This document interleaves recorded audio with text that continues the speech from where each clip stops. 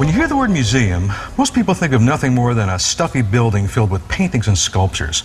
Not the sort of place you'd hear somebody blurt out, "Mommy, Mommy, look at the shrunken head." But here at Philadelphia's Mutter Museum, you can come and see a display of strange and unusual medical anomalies from throughout history. And some of them might just cause you to lose your lunch. Hey, wait, I didn't have my lunch yet. Well, let's go check it out. All right.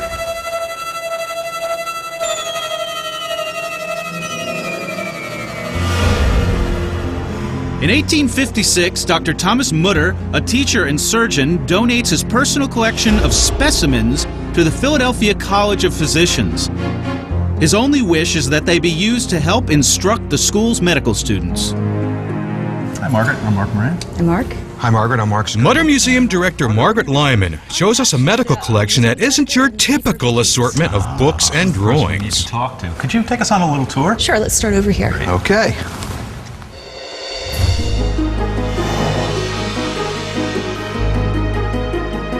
Thomas Mutter is a firm believer that teaching surgery and medicine should be practical. He wants his students to be examining actual bodies, not just reading out of textbooks. But the kinds of bodies and medical disorders that interest Thomas Mutter aren't your garden variety cases of the chickenpox. Margaret, what the heck is this? So it's the megacolon. Mega what? Megacolon. It's not a potato? No, people want to think it's not real, but it is. It's real big is what it is. They took this Right, out of well- a living person? Right, actually, we've got his photograph down here on the label. This Oh, is my. taken a few days before he died. He went to the hospital hoping they could help, but there's nothing they could really do. All we know about Colon Man is that his initials were J.W. and that he was found dead at the age of 29 in the water closet of a restaurant. His colon was 8 feet 4 inches long. And today, doctors can say he was a victim of Hirschsprung's disease. He was born without peristalsis, which is the coordinated movement of the muscles that move material through the intestines and into the colon. It says here he was in a museum. They used to call him Windbag or Balloon Man. Well, they had no way of knowing what was really going on. They didn't have x-rays, they didn't have MRIs. So all they had to work with was what they could hear through his skin. So how much did this colon weigh when they took it out of him? Well, they removed about 40 pounds of material from it.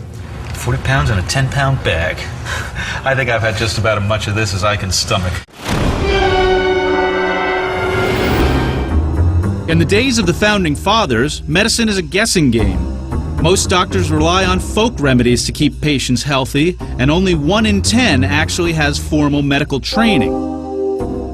In 1799, as George Washington lay ill with fever, his doctor gives the ex-president the best treatment that modern medicine has to offer. In one day, Washington's blood is drained 4 times. He's also given poisonous mercury to clear the bowels. Any surprise he dies 48 hours later? It's doctors like Thomas Mutter who realize that medicine needs to be based on studying scientific facts and observable data, not old wives' tales.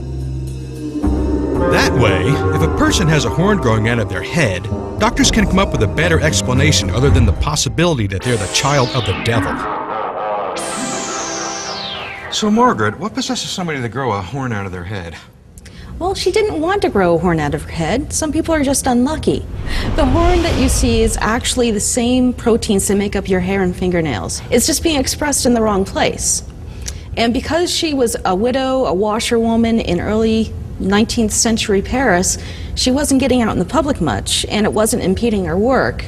Something like this seems like it could have been removed or at least whittled down a bit during her life. Why would you speculate that she didn't do that?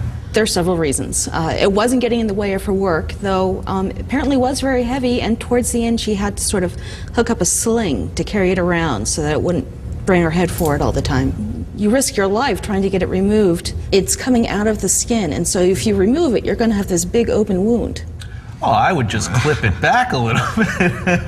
Eventually, she did. It's better to have a stump than a horn, I would think. She did eventually have that horn removed. Someone took pity on her, surgically removed it.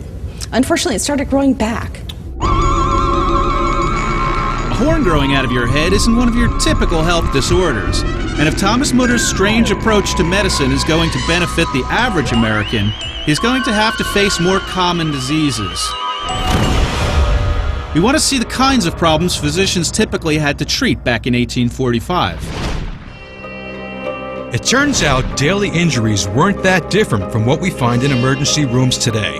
Everything from small wounds to the eye to swallowed household objects like pins and needles. But 150 years ago, not all medical problems of the era had simple solutions. Margaret leads us to a display that not only shows one of the most common diseases facing Americans during that time, but also one of the most horrible. These skulls all show the third stage of syphilis, and that's when syphilis starts attacking the nervous system and obviously the bone around the skull as well. Well, if you look up here, this is an example of a man suffering from the cankers of syphilis. That's one of the early stages, and the same individual after that's healed. You can really imagine the suffering that these people went through. I mean, just looking at it, it's really horrible. Syphilis is a bacteria and has been a terrible killer throughout history. Its victims range from England's King Henry VIII to gangster Al Capone. It isn't until penicillin becomes widely available in the 1940s that an effective treatment is found. But medical breakthroughs like penicillin owe a lot to men like Thomas Mutter and their desire to understand the human body. Mutter has a problem, however. In the 19th century, it was no easy task getting a hold of bodies to study. Christian morals of the time frown upon the idea of a person of faith giving their body to science. Medical progress means looking for unwilling volunteers. Well, they all seem to look pretty happy, although their circumstances of death seems pretty horrific. Executed for the murder of her child. Right. The only ones that could be collected were the people from the fringe, the prostitutes, the soldiers who died on the battlefield. They may not have had a big voice in the world when they're alive, but because they're here, they have a lasting impact on humanity.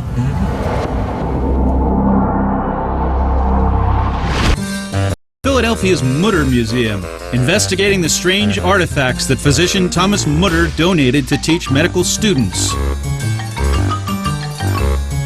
But how did his collection improve the health of everyday Americans? Well, when premier medical treatment meant bleeding George Washington to death, the average human lifespan was 48 years. 100 years later, it's closer to 60. I love it! Despite an affinity for the weird, doctors like Mutter are instrumental in bringing science and medicine together. I gotta admit, this is probably one of the strangest, weirdest Weird place. I don't care what she There is says. stranger out there. Margaret, thank you very much for the wonderful tour. It's been a pleasure. Yes, you really have a very strange and fascinating display here. I'll never take my colon for granted again. I'm glad to hear it.